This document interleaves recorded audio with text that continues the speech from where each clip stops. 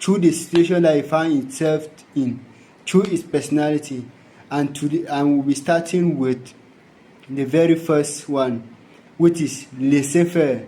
I prepare a certain note concerning it, which is laissez-faire.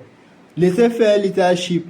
This means going to members a lot of giving freedom to members to choose what it is right for their project, and considering the major consequences that will arise if they are unable to fulfill the major purpose of the project.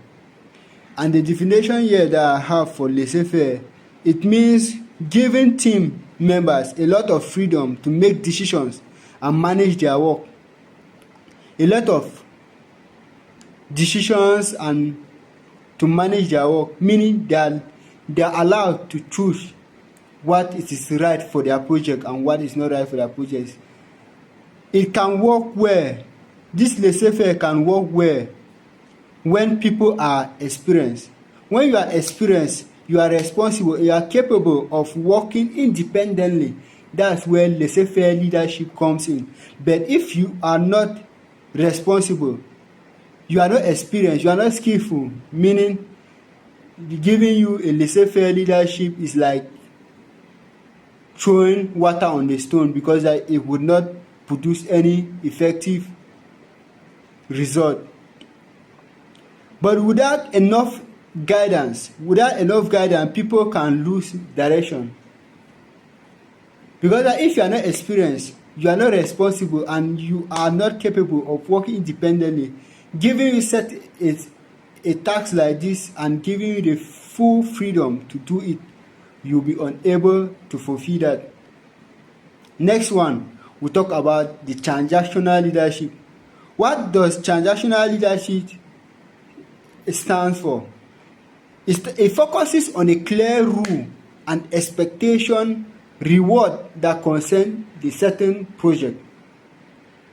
If you are a leader, you are working on a project, they'll value you based on what you have produced, what the expectation were. If you are unable to accomplish that, that's what makes you a great leader. But if you are unable to accomplish that, they cannot give you a transactional leadership. You always have someone to direct you what to do and what not to do. And yeah, this focuses on clear rules, expectation, reward and consequences. People understand what is expected of them and what happens when they fail, or they perform well, or fail not to meet the expectation of the project. If you are being given a transactional leadership rule, meaning the rule, expectation, reward and consequences are included in it, and if you are unable to accomplish that, that's when you have consequences that will follow you from it. Example can be what? Let me take example as an organization. Let me say an organization reward employees who achieve their target and apply consequences when important rules are not repeatedly taken, or consequences when certain rules have been broken. That's when they apply consequences. Now, first you have to remember, there is no single leadership style that works perfectly to every domain of what you are doing.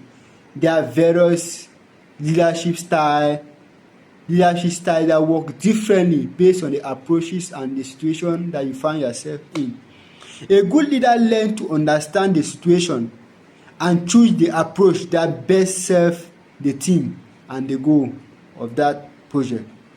For you to be a great leader, you have to be able to choose the situation, the style of the leadership that you can approach with to help solve a certain problem. And the reflect of today is that, which leadership style do I naturally use, and which one do I need to improve? Take a few minutes and reflect on it and check the one that you need and the one that you don't need.